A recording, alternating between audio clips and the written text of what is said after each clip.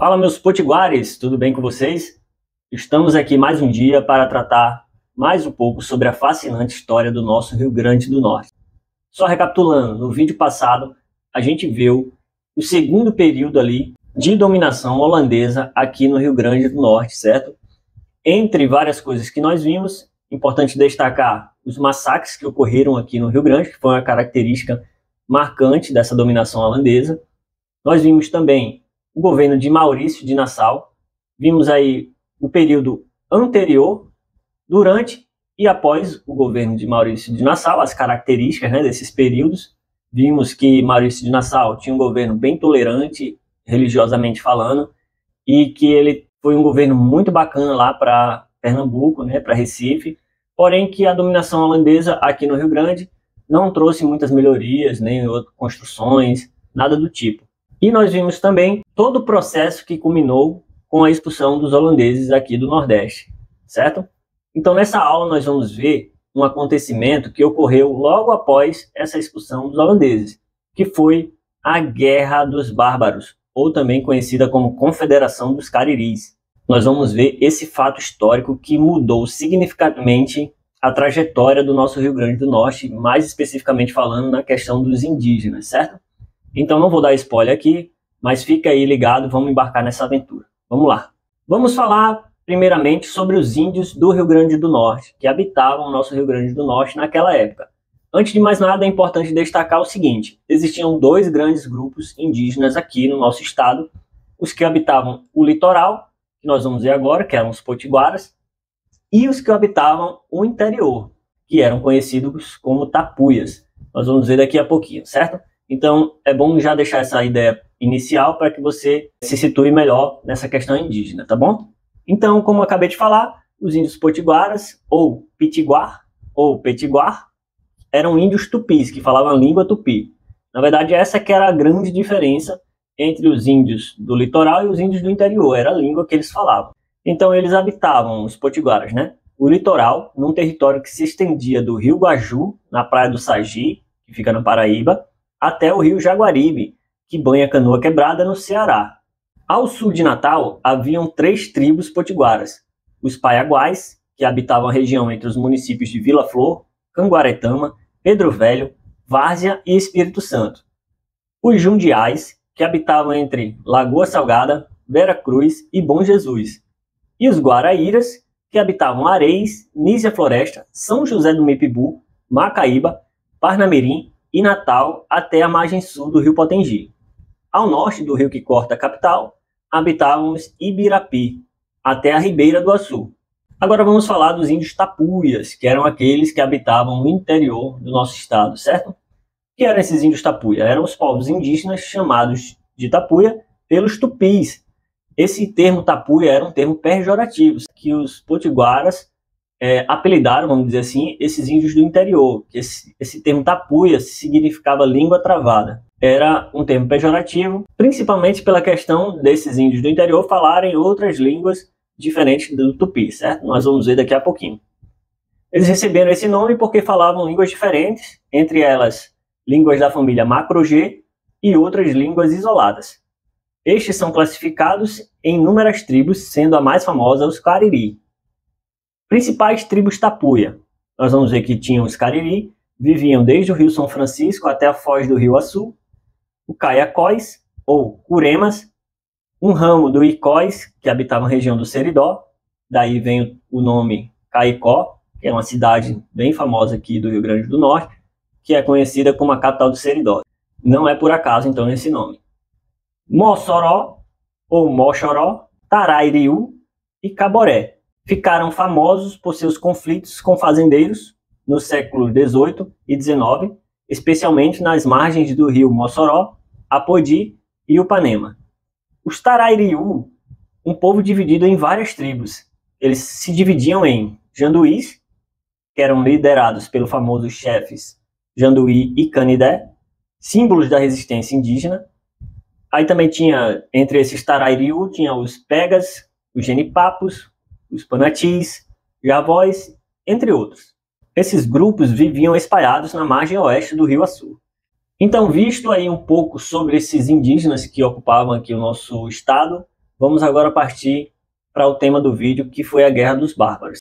Então, a Confederação dos Cariris, também conhecida como Liga dos Cariris, foi uma aliança militar e política formada por diversos grupos indígenas cariris e outras etnias que habitavam o sertão nordestino, nos estados aí da Bahia, Pernambuco, Paraíba, Ceará, Piauí e Rio Grande do Norte também, né?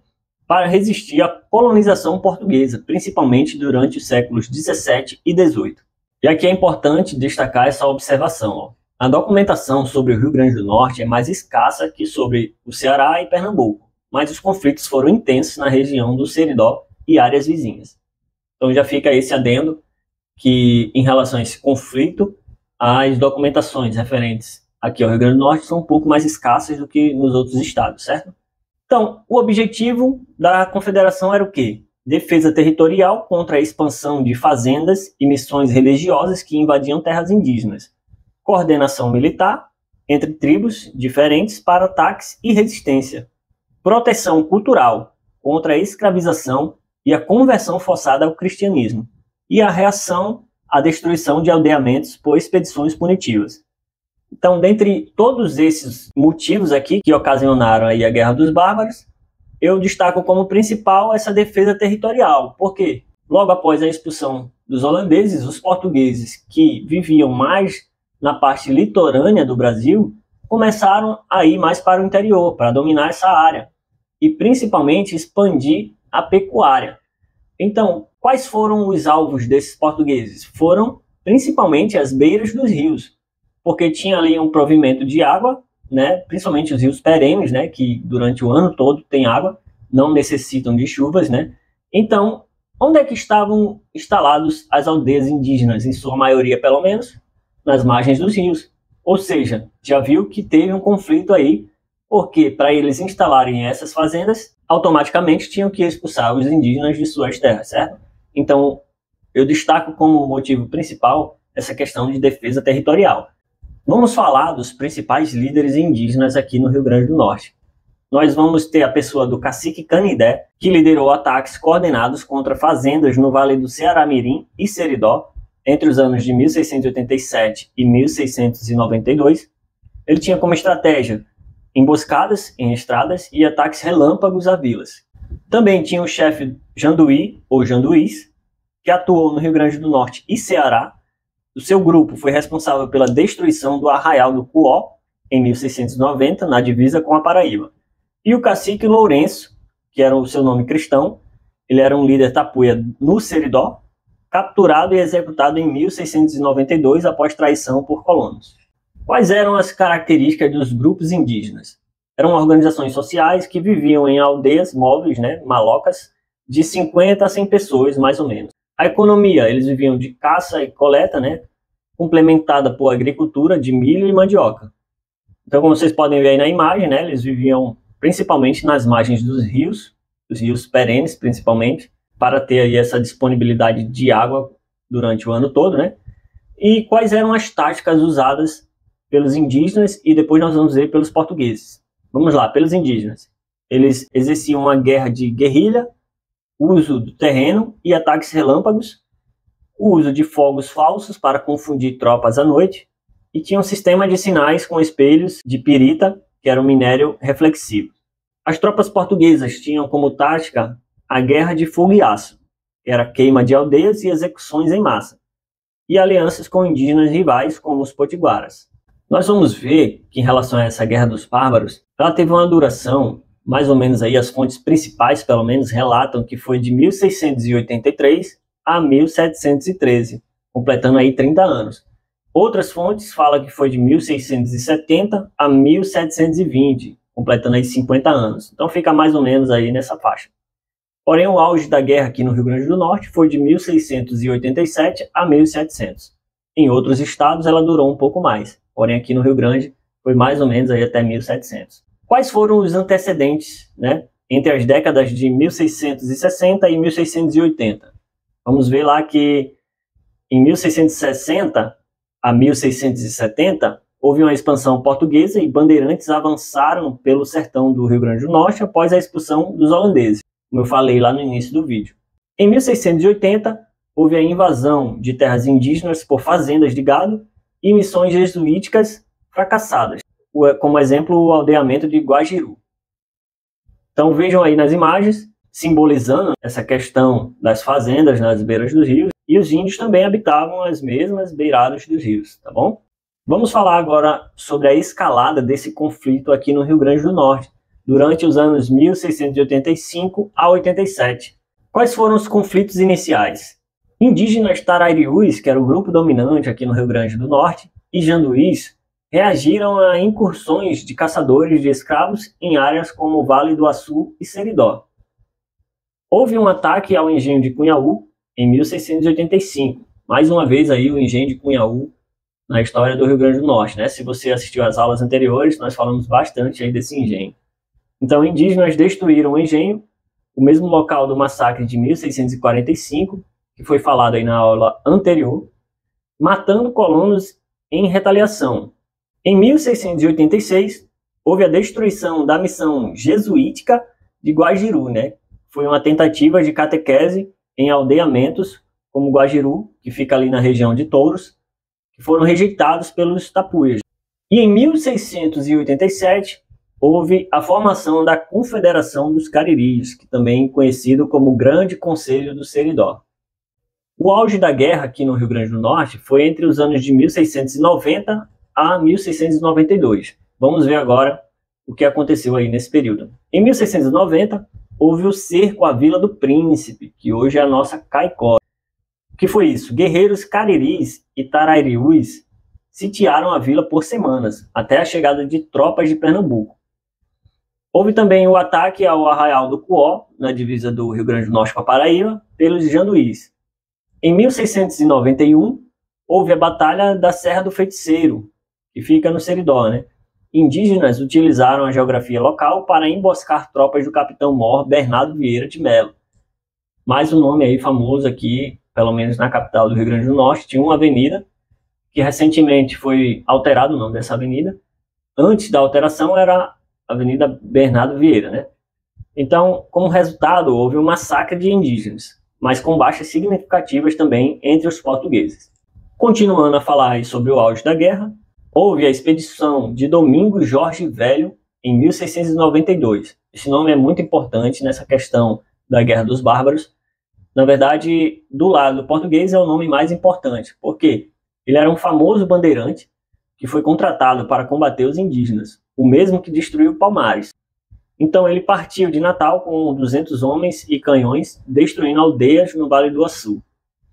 Relatos descrevem execuções em massa de prisioneiros. Então, um grande nome aí nessa execução dos indígenas potiguares é o Domingos Jorge Velho. Então, houve captura e execução do líder Cacique Lourenço no Seridó, que ele é mencionado em documentos como estrategista no Seridó. Vamos falar sobre a resistência final, que foi ali de 1695 a 1700.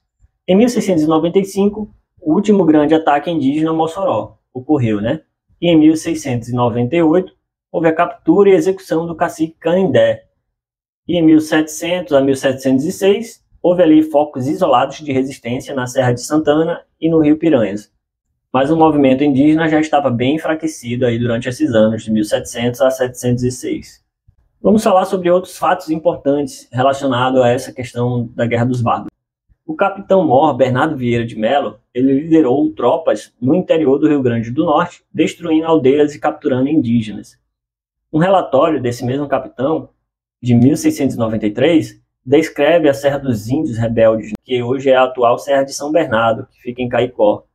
Ele menciona o uso de cavernas como esconderijos, ou seja, os índios utilizavam essas cavernas como esconderijo. Nesse relatório, ele lista 23 aldeias destruídas no Seridó. Outro fato interessante é que o Forte dos Reis Magos ele serviu como ponto estratégico para enviar reforços ao sertão, reforços portugueses. Então, mais uma vez, o Forte dos Reis Magos exercendo um papel importante aí na história do Rio Grande. Continuando, vamos falar de esconderijos notáveis dos indígenas. Temos entre eles o Lajedo de Soledade, que fica em Apodi, e a Serra do Feiticeiro, que fica hoje na atual Lages. Vamos falar sobre a comparação com outras regiões. No Ceará, a resistência foi mais prolongada, né, como eu falei anteriormente. se estendeu até 1713. E em Pernambuco houve um envolvimento de missionários jesuítas na tentativa de pacificação. Mais uma vez, os jesuítas atuando aí na pacificação, como ocorreu aqui no início da colonização do Rio Grande do Norte. Para quem assistiu os vídeos anteriores já sabe, tá? Causas do declínio: fome e doença. Houve uma escassez de alimentos devido à destruição de roças, né, nesse processo todo aí. E houve divisões internas, né? Alguns grupos indígenas se renderam e foram escravizados. Quais foram as grandes consequências desse conflito? Vamos falar primeiro das consequências demográficas. Houve a quase extinção dos Tarariús no Rio Grande do Norte e os sobreviventes migraram para o Ceará ou foram assimilados. Antes da guerra, ali nos anos de 1680, há uma estimativa que existiam 15 mil indígenas no território potiguar. Desses 15 mil, os principais grupos eram os Tarariús, com 60%, os Janduís, com 25%, e outros grupos com 15%. Só fazendo um adendo aqui, quem assistiu às aulas anteriores sobre a dominação holandesa, a gente falou muito dos Janduís, certo? Que foram um grupo que se aliaram aos holandeses e que, junto com aquele personagem que eu falei, que foi o Jacob Rabi, foram responsáveis pelos massacres que ocorreram aqui, porque esse grupo, uma característica deles é que eles eram muito violentos. Então, depois da guerra, em 1720, estimativas variam entre 5 mil a 14 mil indígenas mortos no Rio Grande do Norte. Os combates diretos são responsáveis por 30% dessas baixas, as doenças 40%, e a fome 20%, e a escravização por 10%. Esses são valores estimados, não leve isso como verdade absoluta. Quais foram as consequências econômicas? Houve uma consolidação da pecuária extensiva no Seridó, com sesmarias doadas a colonos, principalmente aqueles que participaram desses conflitos com os indígenas. Como recompensa, eles receberam sesmarias, né? Então houve a formação do sertão pastoril. O que foi isso? Terras indígenas foram ocupadas por fazendas de gado, consolidando a elite rural. Contribuiu para a formação de uma sociedade sertaneja baseada na grande propriedade. Então você certamente deve ouvir falar dos coronéis, das famílias importantes, ricas, de propriedade aí dos interiores. Alguns dominam até hoje a política aí desses interiores. Boa parte dessas famílias derivam desse episódio, no qual, posteriormente à guerra, eles foram premiados com essas grandes propriedades rurais e se mantiveram, perpetuaram aí no poder, e algumas até hoje. Qual foi o paradeiro final dos sobreviventes dessa guerra, né? As possíveis rotas: houve uma migração para o Ceará. Registros da capitania do Ceará mencionam a chegada de tapuias do Rio Grande entre 1695 e 1710, especialmente na Serra da Ibiapaba. Alguns grupos podem ter se juntado aos Tremebés ou Genipapo-Canindé. Houve também mistura com a população colonial. O que foi isso? Batismos forçados criaram uma população mestiça, cabocla, no sertão, né? Sobrenomes como Canindé e Janduí persistem em famílias do Seridó, inclusive, né? Houve isolamento no sertão profundo também, ou seja, relatos do século XVIII falam de índios bravos na Serra da Rajada, no Rio Grande do Norte, até 1750. A comunidade Caboclos de Açu afirma descendência direta, mas falta comprovação documental. Então por hoje nós vamos ficar por aqui. Espero que você tenha gostado de conhecer mais um pouco sobre a fascinante história do nosso Rio Grande. Se você ainda não é inscrito do canal, se inscreve, faz esse favor aí que ajuda bastante. Deixa teu like, deixa um comentário construtivo. E é isso, a gente se vê no próximo vídeo, falando mais um pouco sobre a fascinante história do nosso Rio Grande do Norte. Para você, um forte abraço e até a próxima. Valeu!